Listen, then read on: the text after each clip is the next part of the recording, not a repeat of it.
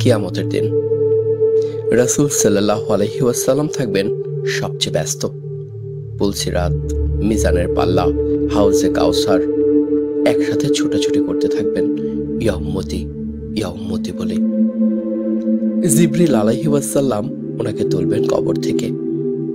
রাসূল সাল্লাল্লাহু আলাইহি ওয়াসাল্লাম জিজ্ঞেস করবেন, কি ব্যাপার জিব্রাইল, আমার উম্মত কি উঠেছে? ওইদিকে আবার মুসা কালিমুল্লাহ আলাইহি ওয়াসাল্লাম আরশের খুঁটি ধরে আছেন আর বলছেন, ইয়া নাফসি ইয়া নাফসি। সেদিন ইমামুল আম্বিয়ার মুখে থাকবে উম্মতি উম্মতি, আর সেদিন তার পায়ে থাকবে দৌড় আর মুখে থাকবে আওয়াজ।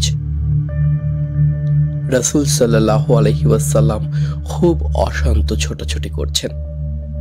হঠাৎ ওনার মনে পড়ে, আমার উম্মত ক্লান্ত, পিপাসার্ত নয় তো? ছুটে যান হাউজে কাউসারে। হ্যাঁ, এই তো পিপাসার্ত উম্মত। নিজের হাতে হাউজে কাউসার থেকে পানি পান করাবেন আর বলবেন, পান করো, আর কখনো তৃষ্ণার্ত হবে না। হঠাৎ মনে হবে মিজানের সামনে দৌড়ানো উম্মতের কথা। ছুটে যাবেন সেখানে, দেখবেন উম্মতের বাম্পাররা ভারী হয়ে যাচ্ছে, পেরেশান, তিনি হয়রান।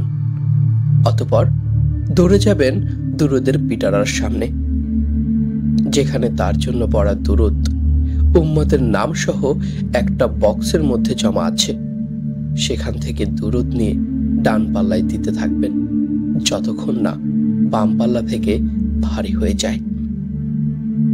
মাকামে মাহমুদের পাশে ওনার জন্য আসন পাতা থাকবে। আল্লাহ বলবেন, হে নবী, বসুন। তিনি উত্তরে বলবেন, না, বসবো না। আল্লাহ বলবেন, জান্নাতে যান। নবী সাল্লাল্লাহু আলাইহি ওয়াসাল্লাম বলবেন, না, যাব না। আল্লাহ বলবেন, জান্নাতের পোশাক পরুন। নবী সাল্লাল্লাহু আলাইহি ওয়াসাল্লাম বলবেন, না, পরব না। আল্লাহ বলবেন, বুরাকে উঠুন। নবী সাল্লাল্লাহু আলাইহি ওয়াসাল্লাম বলবেন, না, উঠব না। আমি চলে গেলে উম্মতের কি হবে? কিয়ামতের দিন মানুষ তার ভাই থেকে, সন্তান থেকে, পিতামাতা থেকে পালিয়ে বেড়াবে। কিয়ামতের দিন এক রাসূল সাল্লাল্লাহু আলাইহি ওয়াসাল্লাম ছাড়া কেউ কাউকে চিনবে না।